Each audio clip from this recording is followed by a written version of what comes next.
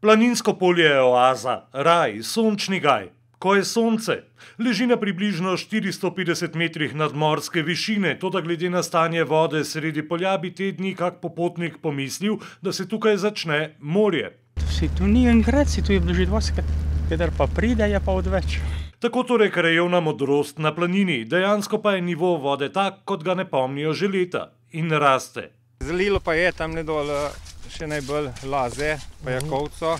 V bistvu tam je kar precej hiš poplavljeno. No, vse nekaj rešujejo, s tistimi vrečami probajo reševati. Zdaj pa samo gledamo, kaj bo s tem vodostajem. No. Nekateri domačini gledajo ogromno presihajoče jezero z upanjem, da se bo vse išlo dobro. Naše bo više.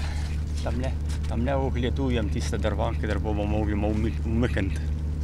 Mislite, da bo zraslo?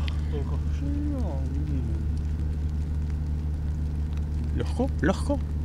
Drugim je upanje odplavilo, zalilo, namočilo. Jože, bo treba ti pomagati za pjet? Sosedje gledajo naravno silo z grozo.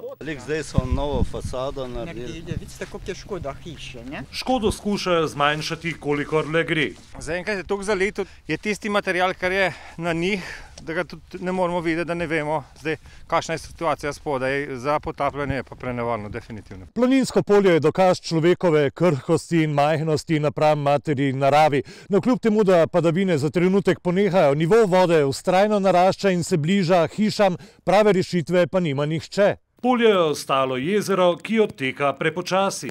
Boj na požiralniku bo trajal še precej kubičnih metrov vode.